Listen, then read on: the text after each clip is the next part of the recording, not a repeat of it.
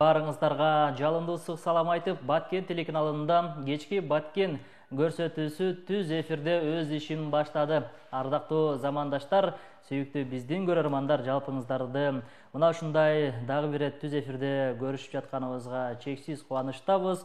Бүгүн болсо өзгөчө эфирибиз шаңдуу, жандуу болмокчу. 19 февраль күнгө жума. Ардактуу замандаш, бизи көрүп отургандардын баарына дагы бир салам айтабыз. Сиздер Баткен телеканалынан башка каналга которбой, биз менен бирге болсоңуздар, кызыктын баары алдыда деп мен сиздерге айта кетейин. Ардактуу замандашым, экранга жакын отурасыздагы, биз менен бирге болуңуздар. Болгону жарым саат бизден алыстабасаңыздар, буюрса баарына күбө болосуздар деген ойдобуз. Ардактуу көрүүчү, анда биз болсо бүгүнкү эфирибизди баштап, студиябыздагы келген коногубуз менен кененирээк маалымат берип тааныштырайын. Бүгүн студиябызда өзгөчө бир инсаныбыз келип отурат, өзгөчө таланттуу, буюрса сиздерге бир жагымдуу ырларын, жандуу, ушул аккордеон, андан сырткары гитара, ушул аспаптарда сиздерге жакшы бир маанай тартуулайбыз деп колдон келишинче аракет кылып отурган чагыбыз. Андыктан ким деп турган болсоңуздар, бүгүн бизде студиябызда конокто Замирбек Арапбай уулу келип отурат. Ассаламу алейкум, Замирбек. Студиябызга куш келдиң. Кечки маанайлар кандай? Сонун.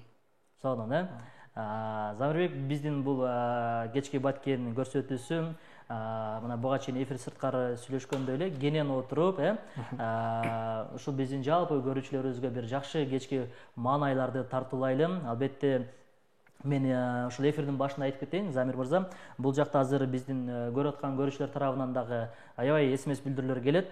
Бул смс билдирүүлөр албетте сага бир жакшы каалоо тилектер болушу мүмкүн, өзгөчө суроолор болушу мүмкүн. Эфирдин аягында сага жаккан эки абонентке, көрүүчүбүзгө биздин демөөрчүлөрүбүз бар. Бул демөөрчүлөрүбүздөн ошол эки абонентибизге сага жаккан суроого белек берели. Андыктан баарына даяр болобуз. Ардактуу көрүүчү, демек сиз даяр болсоңуз, биз даярбыз. Мынакей биз Замирбек менен да келишип алдык. Буюрса, өтө оригиналдуу, кайталангыс суроолордон Замир мырзага берсеңиздер, албетте эгерде Замирдин жүрөгүнөн түнөк тапкан болсо, сиздин сурооңуз анда кур кетпейсиз. Биздин демөөрчүлөрүбүз Эркетай дүкөнү, Баткен шаарындагы Баткендин так ортосунда жайгашкан ушул балдар дүкөнүнөн сиз сонун мындай оюнчукту жеңип алышыңыз мүмкүн. Андан сырткары биздин таттууларда албетте Баткен шаарындагы Нургазиев көчөсүндөгү жайгашкан Кыргызстан дүкөнүнөн дагы ушундай таттуулар бар. Андан сырткары ушул шаар ичинде бир жерге жетишим керек деп кыялдан турган болсоңуз, анда ал кыялыңызды Рио такси Баткен сөзсүз түрдө сиздердин кызматыңыздарда болмокчу. Демек, баары түшүнүктүү болсо, анда биз өзүбүз маегибизди баштайлы. 0223 03 066 телефон номери иштеп жаткан учуру смс жазыңыздар, суроо узатыңыздар. Замир мырза, дагы бир куш келдиңиз. Көрүп жатканыма аябай кубанычтамын. Эми өзүңүз тууралуу биздин жалпы көрүүчүлөргө бир аз маалымат берип кетсеңиз, кайсыл жактын кулунусуз, жашыңыз канчада? Мен Баткендин Байкарабак деген айылынан боламын. Байкарабак. 1991 жылы боламын. Ошо дагы. Канча бир туугансыз үй бүлөдө? 4 тууганбыз. Ортончусу мен. Ошо. Жакшы. Анан ушундай чыгармачылыкка кандайча аралашып калдыңыз? Мен өзүм мектепте окуп атканда музыкага кызыкчу элем. Ал убакта анча деле аккордеон черте албайт элем, бирок ля тоналис деген бар, ошол чертет элем. Кичине мындай чертет элем, мындай колдон келишинче. Анан музыканы училищеге окуп калып, эмеде Ошто Нияз абылда. Анан ушинтип чертип калдым колдон келишинче. Демек, музыкалык билимиңиз бар экен анда, Ооба, бир аз бар. Калган сулук. Сулук менен. Азамат, анда демек сулугуңуз дагы өтө жакшы, мындай сезүү деңгээл жакшы өрчүгөн экен. Анда биздин көрүүчүлөргө бүгүн кандай жагымдуу музыкаларды тартуулаганга даярсыз? Мына эфирден сырткары билип угуп калдык, мына өзүңүз дагы чыгарма жаратат экенсиз. Буюрса өзүңүздүн дагы чыгармаларыңызды аткарып бересиз да, буюрса? Ооба, буюрса. Азыр башында эми шаңдуудан баштап бир аз кызып алайык. Мынакей ардактуу көрүүчүлөр, баягы нам болсо ыр болот дейт, анын сыңарындай келиңиздер, мына ушундай жандуу сөздөн кийин бир жандыш Замир мырза айткандай эле бир өзүнө келип алып бир сонун чыгарманы аткарып берсин. Анда сиздер болсо СМС билдирүүнү узата бериңиздер. 0223 03 03 66 телефон номерибиз иштеп жаткан учуру WhatsApp. Анда кезек жагымдуу музыкалык чыгарма менен Замир эфирди баштап берсин. Анда Төлөгөн Мамуров ырдап жүргөн ырлардан Суунун боюнда деген ырдарды да берейин,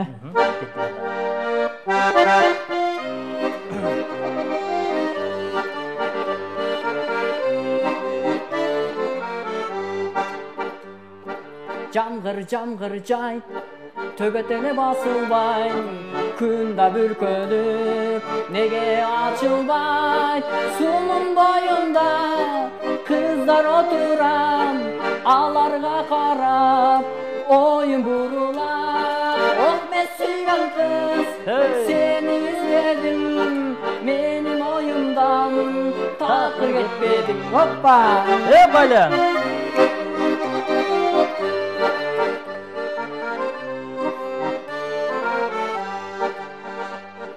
Tollar körünbey, ak duman baskan, cadde çağılgan, gürküröt asman, sunun boyunda kızlar oturan, alarga karap, oyun burulat. Oh ben suygan kız, seni izledim, benim oyumdan takır etmedin. Hoppa!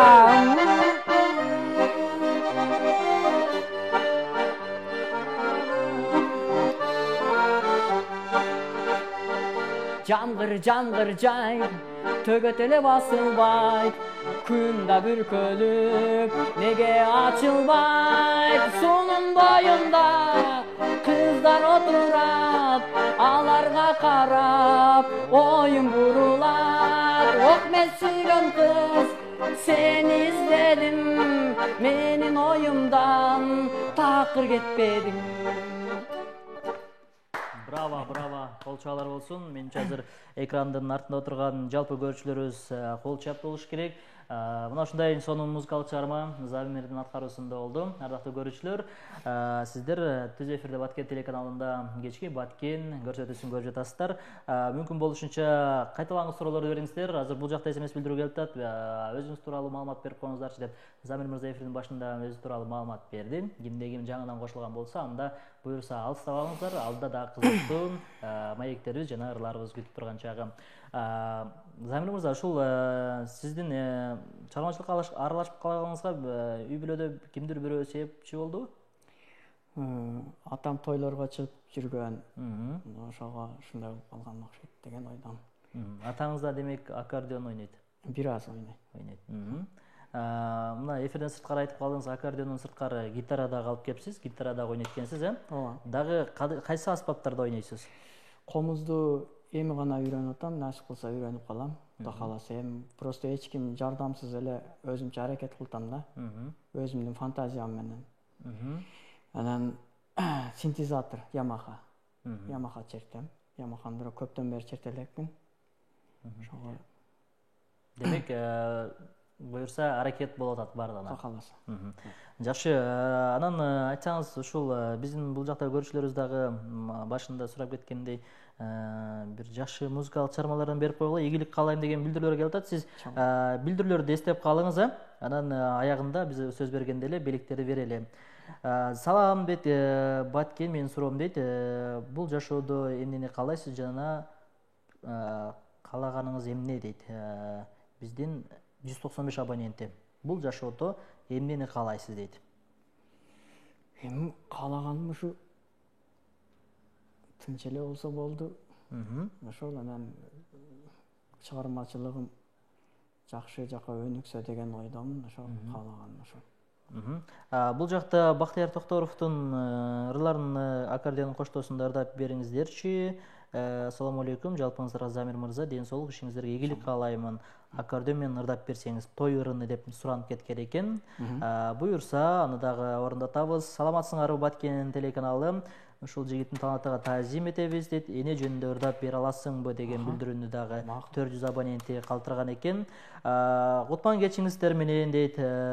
Баарыңыздарга ден соолук, ишиңиздерге ийгилик. Замир мырза, талантыңыз ташкындай берсин. Сизге чыгармачылык ийгилик каалаймын дейт. Ыраазычылык айтабыз. Туу ишиңерге ийгилик деген билдирүүлөр калтырган экен. Келиңиз, анда биздин көрүүчүлөргө баягы көбүнчө угуп калабызбы, сөздү азыраак кылалы, дагы музыкалык чыгармаларга кезегин берелим. Байкашымча, жалаң бүгүн жакшы чыгармаларды даярдап келгенсиз, анан өзүңүздүн репертуарыңызда дагы ырларыңыз бар. Боюн эсе кайсы тематикада ырларды ырдайсыз? Көбүнчө мен жанакындай жай ырларга жакынмын да. Анан кээде баа тойлорго чыкканда мажбур эле ырдаганга туура келет да, элдердин суранычы боюнча. Эми азыр мына СМСтерди угуп отурсам, байкап отурсам, эне жөнүндө ырдап берсе жакшы болмок деген экен. Ошо угармандардын дагы эгерде уруксат берсеңиздер жакшы болот. Анда жалпы ошол биздин апаларыбыздын, энелерибиздин урматына анда суранычтарды орундатып, ушул жерден дароо биз анда энелер жөнүндө чыгарманы суналып. Апаз Жайнак агабыздын ырларынан ырдап берейин. Сонун болот. Бадам гүлү деген эне жөнүндө.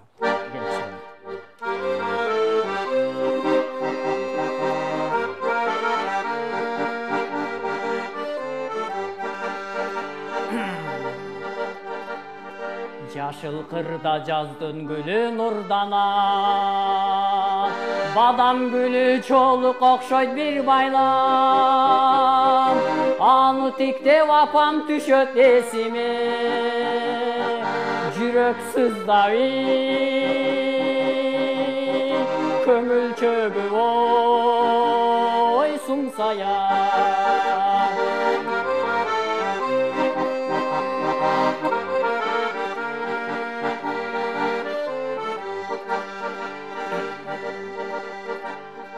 Жытын эскеп жазды тиктеп турам мен, жаным апам жашоомдогу жаз элең, эр тойготуп бадам гүлүн көрсөтүп, сүйүнчүлөп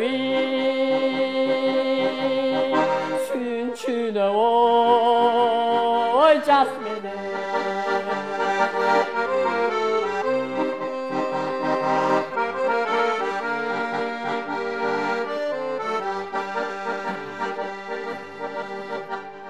Карагаттай мөлтүрөгөн булактай, кырды көздөй жөнөйүн бадам гүл ачкан, жалгыз тамам жолдон издейм изиңди, жаз келгендең ой мен эрчитиби бир баскан, жаз келгендең ой мен эрчитиби бир баскан. Баракелде. Сонун музыкалык чыгарма болду. Айтсаңыз, Замир мырза, ушундай бир конкурстарга катышып жүрөсүзбү? Мурдагы жылдары катышчу элем, бирок катышкам. Апаз Жайнаковдун эскерүү кечесинде болгонмун. Сыйлап жөнөтүшкөн, рахмат ошолорго. Анан сурайын дегеним, эми ушул ырларды сиз кандай жол менен ушундай жаттап өзүңүзгө мындай сиңире аласыз деген? Баягы кээ бир ырлардын сөздөрү, анан обондору мындай жүрөккө бир жакын болуп, өзүнчө бир башкача бир дем берет да. Ошонун үчүн эле андай кабыл алып, жакшы көргөн ырларымды ошентип ырдаймын. Анан жанакындай кандай десем, баягындай маанисиз ырлар көп эле жага бербейт.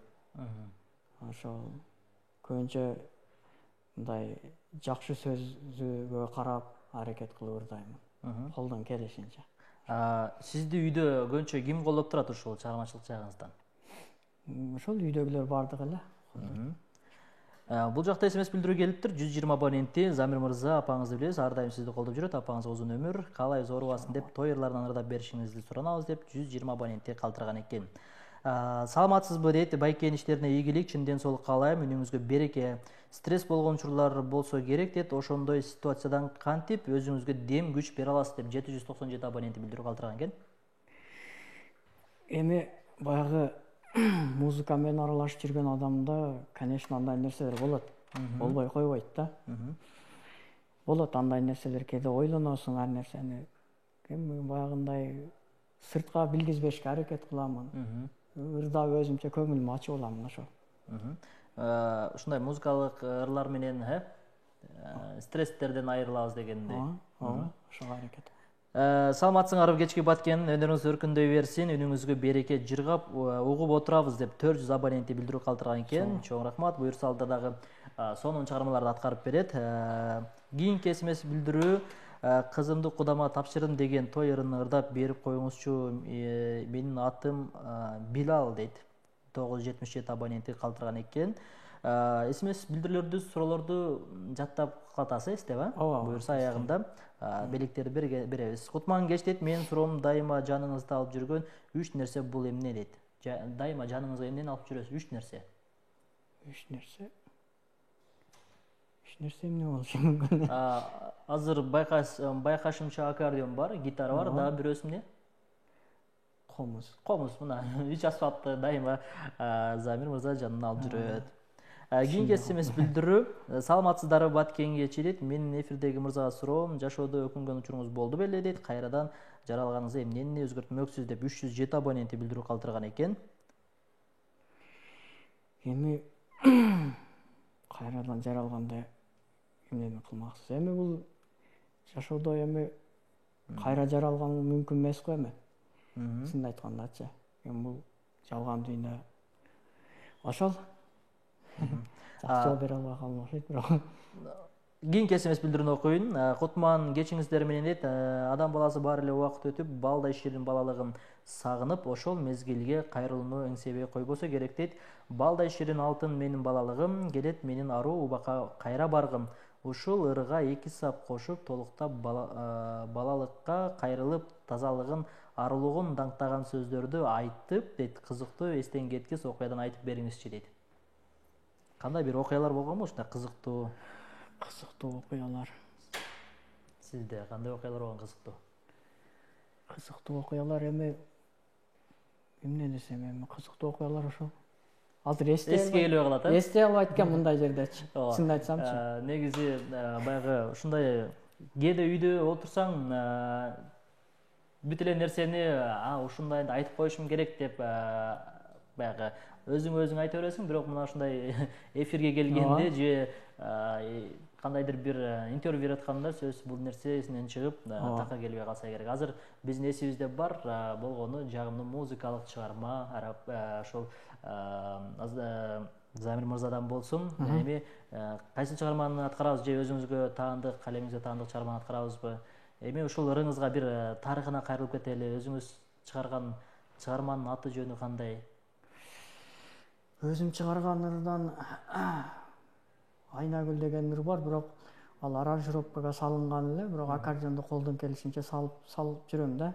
Колдон келишинче үйдө эле. Кандай жаралып калды бул чыгарма? Бул чыгарма эми Айнагүл деген менен мамиле болуп кетип. Аны эми кылыш айтыш шарт эмес деңиз. Убакыт келип тарых өзү эме кылат. Жарайт. Анда эмне кылабыз? Ошолорду ырдайбызбы? Ооба, колдон келишинче ырдап берейин. Кеттик анда. Айнагүл аттуулар бар болсо анда. Бирок кайгылуу ыр, бирок көрүүчүлөргө жагат деген ойдомун. Демек, бул ырдын тушоосу кесилип атат десек болот экен анда, э? Ооба, аранжировка болуп, радиолорго берилген. Бирок демек, теледен эми биринчи жолу. Кудай кааласа. Буюрса. Анда тушоосун кесели, жагымдуу музыкалык чыгарман, ушул авторго таандык Айнагүл деген чыгарма.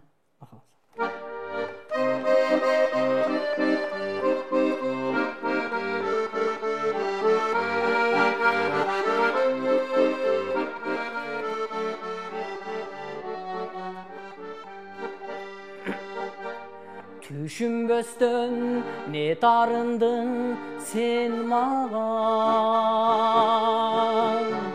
Aytçı gülüm jürögümdü orutpay.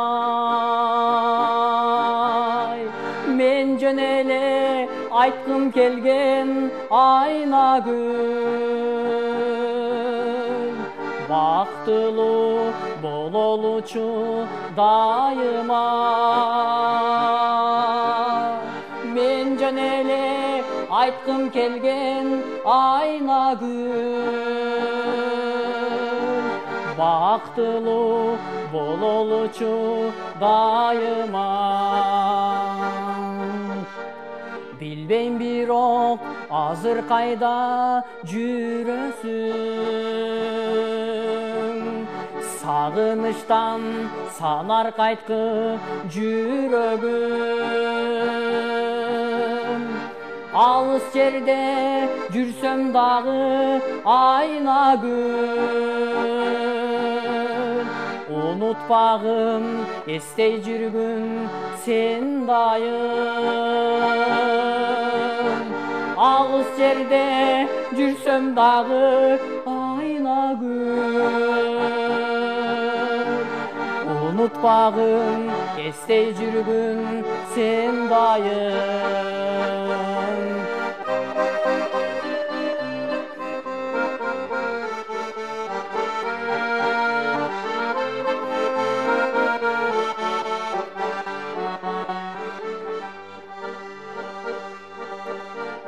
Ортобузда азап кайгы болбосун,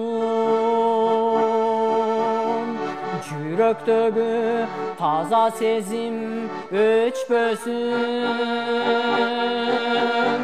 Экөөбүздү түшүнүшүп барысы, Кудайым бирге кылсын дайыма. Экөөбүздү түшүнүшүп барысы, Кудайым бирге кылсын дайыма.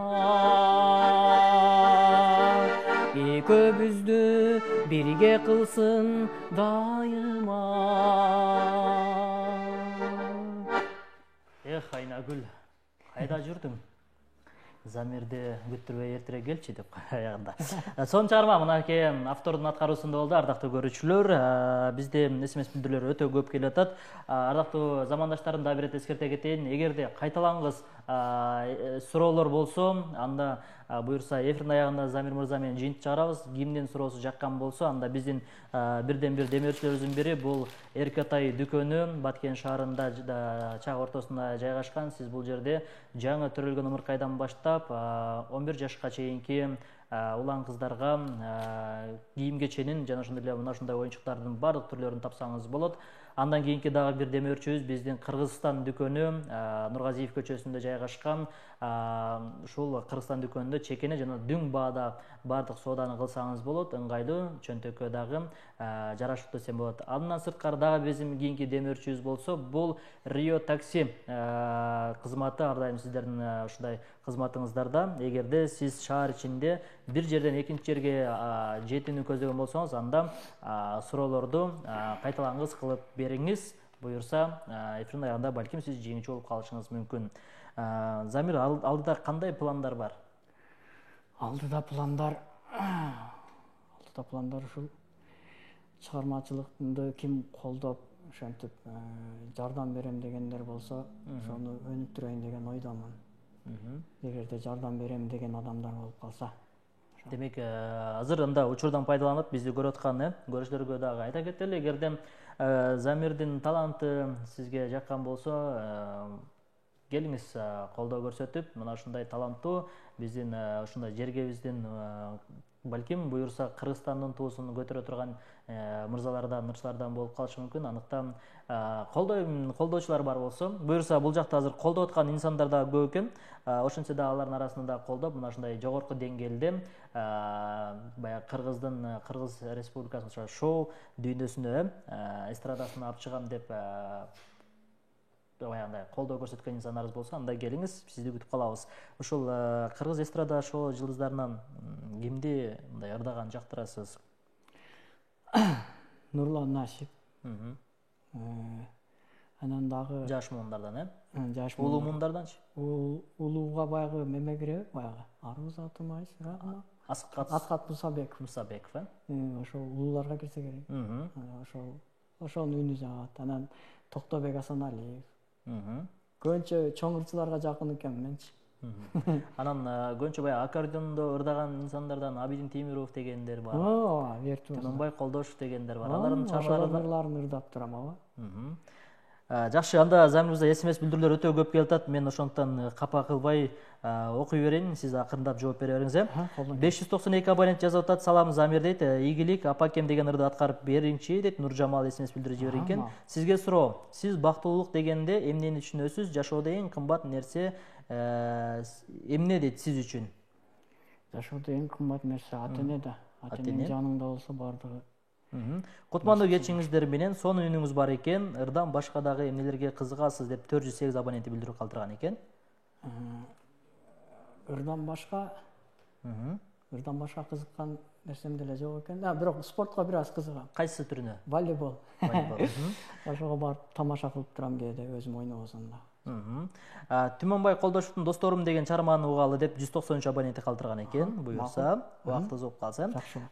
Кийинки SMS билдирүү. Саламатсызбы дейт. Мен атым Раянам. Мен Орто Баз айылынан жазып жатам. Сиз кантип музыкага кызыктыңыз эле ошону айтып бериңизчи дейт. 147 абоненти.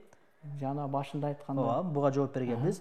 Кийинки SMS билдирүү. Саламатсыздарбы, ишиңиздерге ийгилик. Байке сонун ырдайт экенсиз, өнөрүңүз өркүндөй берсин. Бизге 18 жаш ырын ырдап берсеңиз деп суранабыз дейт. Буюрса, эске алабыз. SMS билдирүү аябай көп болуп атат. Саламатсызбы Замир байке, жашоодо сүйгөн инсаныңыз болгон беле дейт. Өнөрүңүз өркүндөй берсин деп 594 абоненти.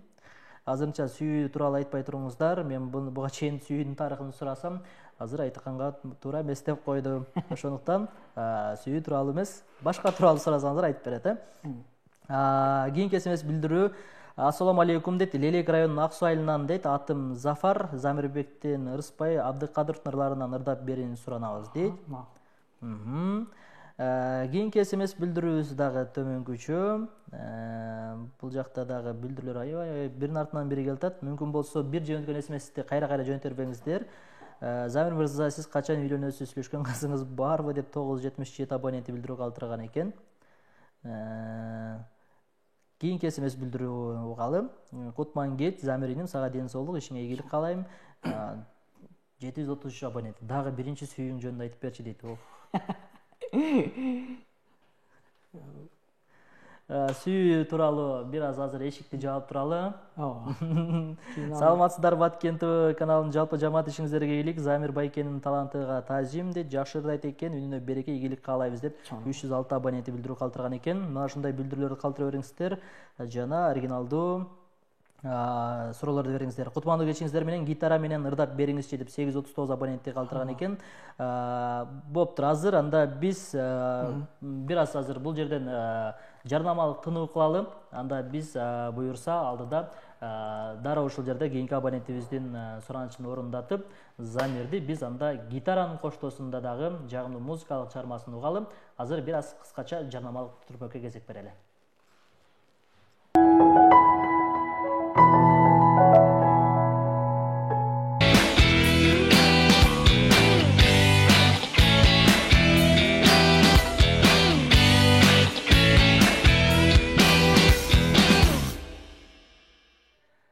Мына ушундай ардактуу көрөрманым, сиз түз эфирде Баткен телеканалында кечки Баткен көрсөтүүсүн көрүп жаткан учуруңуз. Биз болсо анда уланталыдагы кимде ким жаңыдан кошулган болсо анда сизге кутман кеч каалайбыз. Эфирибиз дагы алдыны көздөй уланууда.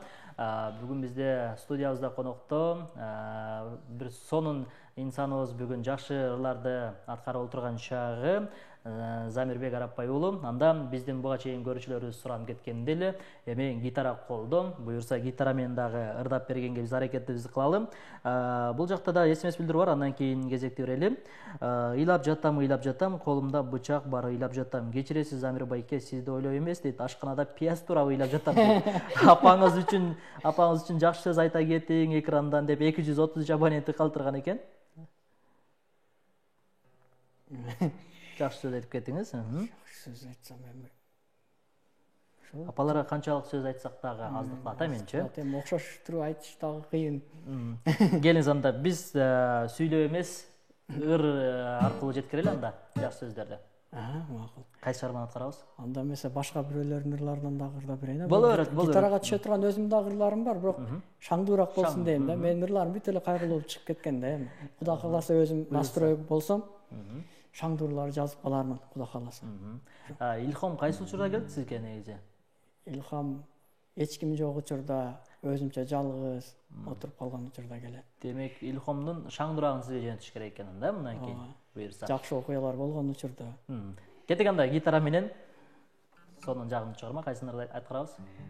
Жанакы агарып аткан таң менен деген. Бекжан Темирхандын аткарып жүргөн чыгарма, азыр көпчүлүк Ошону жакшы көрөт го. улуу муундагы, жаш муундагылар дагы ушул чыгарманы угуп жүрөт.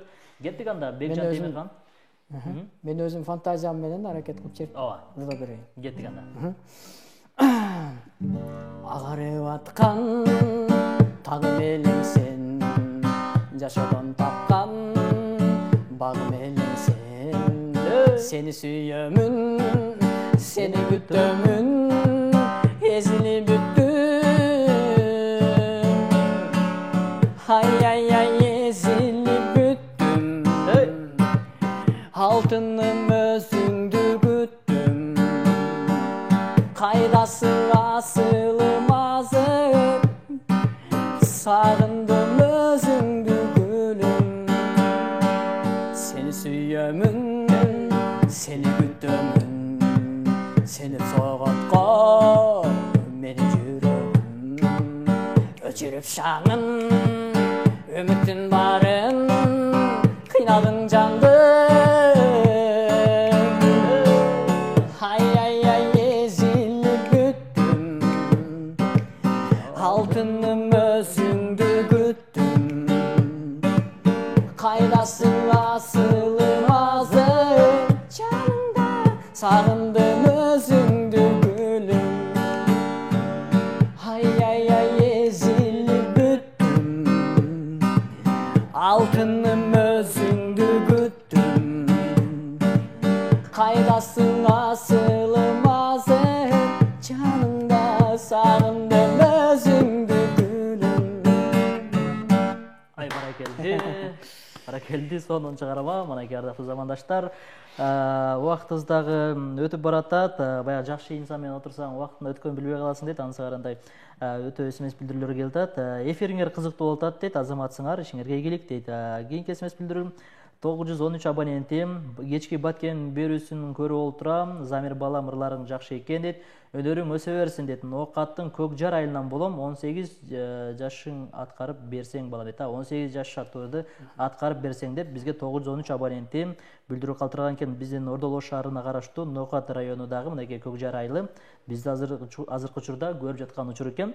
Салам айталы баарыңыздарга. Буюрса, көбүнчө биздин абоненттерибиз 18 жаш деген ырды суранып атат, аны эске алабыз. Кийинки смс билдирүүлөр дагы бар, аларда өз дарегин жеткирелим. Жашоо өзү анекдот эмеспи дейт. Турмушуңуздагы күлкүлүү окуяларды айтып берсеңиз дейт. Азыр буну эстегенде дагы айтабыз. Ой, сонун ырдап берди, эфирдин аягында да ырдап берсинчи дейт. Кайсыл чыгарманы ардактуу 306 абонентим калтырып коюңуз. Буюрса, сөз түрү ырдатканга аракет кылалы. Анан оригиналдуу суроолорду эстен чыгарбаңыздар. Эң кызыктуу суроолорго бизден дагы сиздерге белектерибиз бар. Булардын демөөрчүлөрү Эркатай дүкөнү. Сиз бул жакта жаңы төрөлгөн ымыркайдан баштап 11 жашка чейинки улан кыздарга кийим кеченин жана ошондой оюнчуктардын бардык түрүн тапсаңыз болот. Бул Баткен шаарында жайгашкан. Андан кийинки демөөрчүбүз болсо Кыргызстан дүкөнү. Баткен шаарындагы Нургазиев көчөсүндө жайгашкан. Сиз бул жерде чекени жана дүң баада соода кылсаңыз болот. Ал эми кийинки демөөрчүбүз болсо бул Рио такси жаңыдан ишин баштаган. Албетте сиздин көздөгөн жериңизге батылдам ыңгайлуу жеткирип койгонго аракетин жасайт десек болот. Андыктан шашылыңыз дейли. Демек, мынакей жагымдуу чыгармалар болуп атат. Буюрса дагы азыр биздин көрүүчүлөрүбүздүн суранычын орундатып, музыкалык чыгармаларды дагы кезек-кезек менен ырдатабыз. Гитара үйрөнгөнүңүзгө канча болду? Гитара үйрөнгөнүм ушул мектептен бери чертемин, бирок көбүнчө аккордеон чертемин да. Гитараны анча-мынча эле чертем. Ошо. Буну да өзүңүз эле үйрөндүңүз? Ооба, муну деле өзүм үйрөнгөм, бирок анча опыт жок болсо деле, бирок колдон келишинче чертем. Кийинки смс билдирүүбүз бар экен. Окугула сураныч дейт. Ассаламу алейкум, кечки Баткен, амансыздарбы дейт. Апам Чүнүгүлдү куттуктап жакшы ырлардан ырдап берсе, сизге ден соолук каалайм. Сураныч деп 231 абоненти калтырган экен. Чүнүгүл апабызды дагы учурдан пайдаланып куттуктайбыз, куттуктайбыз. Биздин угарманыбыз, көрүүчүбүз дароо эле бизге смс билдирип жиберген экен, ошол эзилип бүттүмдү кайра ырдап берсин деп. Замир байке, сиздин жакшы көргөн тамагыңыз кайсы дейт? Той ырлардан ырдап бериңизчи дейт. Жакшы көргөн тамагыңыз? Жакшы көргөн тамагым манты. Манты. Демек, манты, мынакей айымдар, ушул смс билдирип жибергендер сизге намек катары мантыны айтып кеттик. Жана ошондой эле ушундай туулган күн ээлери бар. Албетте, туулган күн ээлерин дагы ушундай куттуктап, келиңиз эми бир жагымдуу дагы музыкалык чыгармага кезек берелим. Кайсын аткарасыз? Гитарада дагы өзүмдүн чыгарган ырларымды ырдасамбы же шаңдуураак эле кылсам? Шаңдуураак эле кылайын, өзүмдүн ырларымды башка күндөрү. Буюрса дагы Замир мырза, мына биз дагы бул имаратка келгенибизге аз эле болду. Эми кенен бир убакыт таап, сиз менен дагы өзгөчө бир сонун маек коруп эфир алып чыгабыз. Ошондо дагы сиздин өзүңүзгө таандык, өзүңүз жараткан обондорго, өзүңүз жараткан ырларга күбө болобуз. Азыр мүмкүн болушунча эфирдин башында айткандай бир шогураак, жамыраак ырлардан болсун. Болду. Кеттик анда. Бекбаровдун ырларынан ырдап берейин, Ошолот.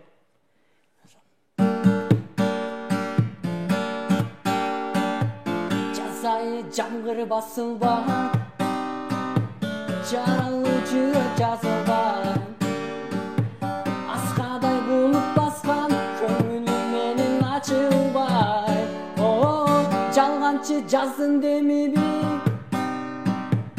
азгырып мени кеттиңби?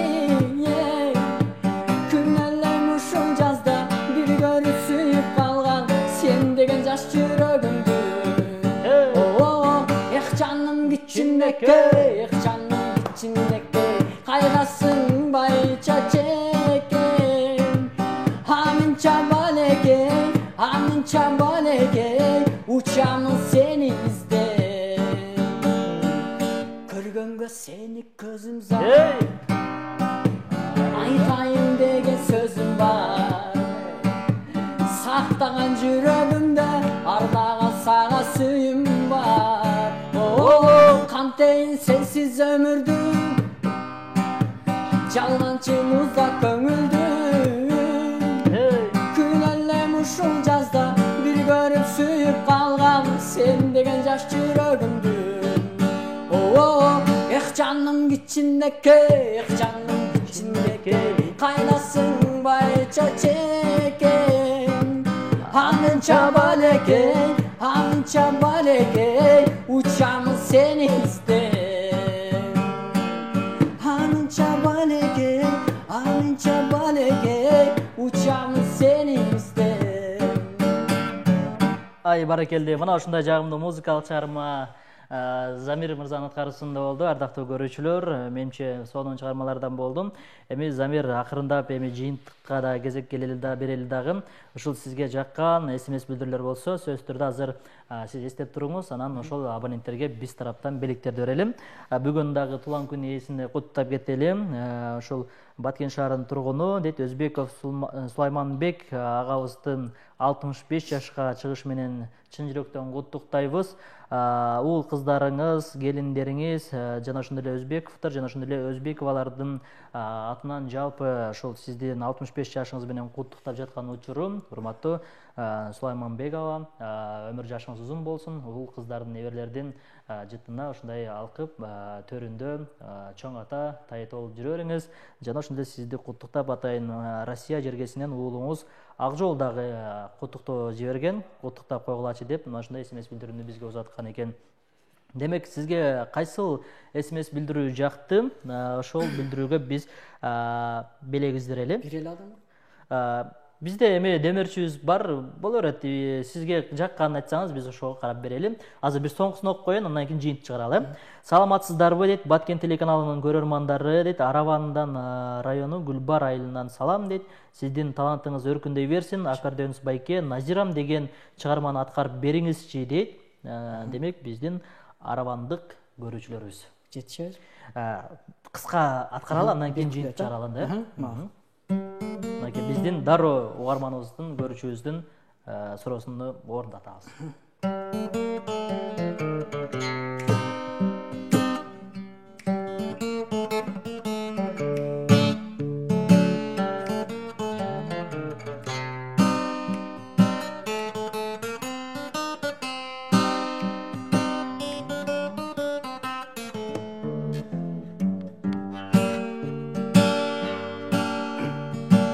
тартынбай мага карачы, колуң сунуп колум кармачы. Түбөлүктүү болуп мен менен, көп кыйнабай менин санамды, эй көп кыйнабай менин санамды. Мен суранам, сен де суранам, сен кайрылсаң абдан кубанам. Колтукташып сен менен басып, алкымыңдан айдын жыттасам. Мен суранам, сен де суранам, сен кайрылсаң абдан кубанам. Колтукташып сен менен басып, алкымыңдан айдын жыттасам. Алкымыңдан айдын жыттасам, алкымыңдан айдын жыттасам. Ай баракелди, чоң рахмат, ыраазычылык айтабыз. Анда келиңиз эми жыйынтыкка кезек берели. Сизге эфирдин башынан аягына чейин кайсыл суроо жакты? Апаңыз сизди колдойт деген. Демек, апаңыз сизди колдойт деген. Азыр биз буюрса бул көрүүчүбүзгө анда биз демөөрчүбүз, биздин демөөрчүбүз Кыргызстан дүкөнүнөн mana ушундай таттууну берели.